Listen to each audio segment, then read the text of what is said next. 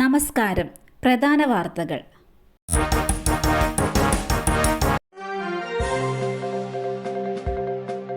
Gulf പര്യടനം. മുഖ്യമന്ത്രി തിരുവനന്തപുരത്ത് നിന്നും പുറപ്പെട്ടു. മുഖ്യമന്ത്രി പിണറായി വിജയന്റെ ഗൾഫ് പര്യടനം ആരംഭിച്ചു. മുഖ്യമന്ത്രി തിരുവനന്തപുരത്ത് നിന്ന് ബഹ്റൈനിലേക്ക് പുറപ്പെട്ടു. Bahrain, Kuwait, Oman, Qatar, UAE തുടങ്ങിയ രാജ്യങ്ങൾ മുഖ്യമന്ത്രി സന്ദർശിക്കും. വെള്ളി വൈകിട്ട് 6:30 ബഹ്റൈൻ കേരളീയ സമാജം ഡയമണ്ട് ജൂബിലി ഹാളിൽ നടക്കുന്ന പ്രവാസി മലയാളി സംഗമം മുഖ്യമന്ത്രി ഉദ്ഘാടനം ചെയ്യും. സൗദി സന്ദർശനത്തിന് കേന്ദ്ര അനുമതി ലഭിച്ചില്ലെങ്കിൽ 16-ന് ബഹ്റൈനിലെ പരിപാടി കഴിഞ്ഞ് അദ്ദേഹം തിരുവനന്തപുരത്തേക്ക് മടങ്ങും. അനുമതി ലഭിച്ചാൽ സൗദിയിലെ പരിപാടിയിൽ പങ്കെടുത്ത ശേഷം 19-നാണ് കേരളത്തിൽ തിരിച്ചെത്തുക.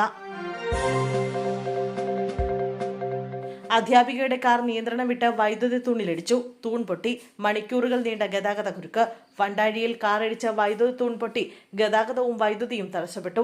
നിയന്ത്രണം തെറ്റിയ കാറിടിച്ചാണ് വൈദ്യുതി തൂൺ പൊട്ടിയത്. തലനാടിഴയ്ക്കാണ് വലിയ ദുരന്തം ഒഴിവായത്. ആലത്തൂർ ഉപജില്ല ശാസ്ത്രോത്സവം നടക്കുന്ന വണ്ടാഴി CVM ഹയർ സെക്കൻഡറി സ്കൂളിന് സമീപം ബുധനാഴ്ച വൈകിട്ട് 4:30 അപകടം. കാറിടിച്ച് പൂർണ്ണമായും പൊട്ടിയ തൂൺ മറിഞ്ഞു വീഴാതെ കുത്തനെ നിന്നതാണ് രക്ഷയായത്. എന്നെ ദുരുപയോഗം ചെയ്തത് നിതീഷ് മുരളീധരൻ. എല്ലാവരുടെയും കണ്ണൻ ചേട്ടൻ. അനന്തു അജിയുടെ മരണമൊഴി പുറത്ത്. RSS ക്യാമ്പിലെ പീഡനത്തെ തുടർന്ന് ആത്മഹത്യ ചെയ്ത അനന്തു അജിയുടെ മരണമൊഴി പുറത്ത്. സെപ്റ്റംബർ 14 റെക്കോർഡ് ചെയ്ത ഇൻസ്റ്റഗ്രാമിൽ ഷെഡ്യൂൾ ചെയ്തു വെച്ച വീഡിയോയാണ് ബുധനാഴ്ച പുറത്തു വന്നത്. എന്നെ ദുരുപയോഗം ചെയ്ത ആളുടെ പേര് ഞാൻ പറയാം. അയാളുടെ പേര് നിതീഷ് മുരളീധരൻ. എല്ലാവരുടെയും കണ്ണൻ ചേട്ടൻ. അയാൾ തുടർച്ചയായി എന്നെ അബ്യൂസ് ചെയ്തു.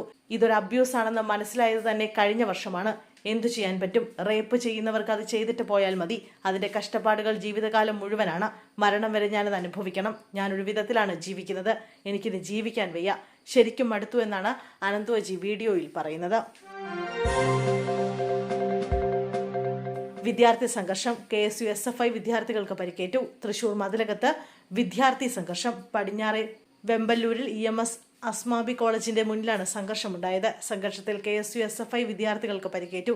കാലിക്കറ്റ് സർവകലാശാല തെരഞ്ഞെടുപ്പ് തർക്കത്തിന് പിന്നാലെയാണ് സംഘർഷം. ഇതിന്റെ തുടർച്ചയായാണ് കോളേജിന് പുറത്തേക്ക് സംഘർഷം നീണ്ടത്. സംസ്ഥാനത്ത് ദീപാവലിക്ക് പടക്കം പൊട്ടിക്കുന്നതിൽ കർശന നിയന്ത്രണം. 2 മണിക്കൂർ മാത്രം പടക്കം പൊട്ടിക്കാൻ അനുമതി. മലിനീകരണ നിയന്ത്രണ ബോർഡിന്റെ റിപ്പോർട്ടിനെ തുടർന്നാണ് ഉത്തരവ്. ദീപാവലി ദിവസം രാത്രി 8 മുതൽ 10 വരെ മാത്രം പടക്കം പൊട്ടിക്കാൻ അനുമതി. ഉപയോഗിക്കേണ്ടത് ഗ്രീൻ ഭാഗത്തിൽപ്പെടുന്ന പടക്കം മാത്രമായിരിക്കണം. സംസ്ഥാനത്ത് ഗ്രീൻ ക്രാക്കേഴ്സ് മാത്രമേ വിൽക്കാൻ അനുമതിയുള്ളൂ. വലിയ ശബ്ദത്തോടു കൂടിയ പടക്കങ്ങൾ ഇത്തവണ വിൽക്കാൻ കഴിയില്ല. സാധാരണ പടക്കങ്ങളെക്കാൾ ശബ്ദം കുറവായിരിക്കും ഗ്രീൻ ക്രാക്കേഴ്സ് എന്നറിയപ്പെടുന്ന പടക്കങ്ങൾക്ക്.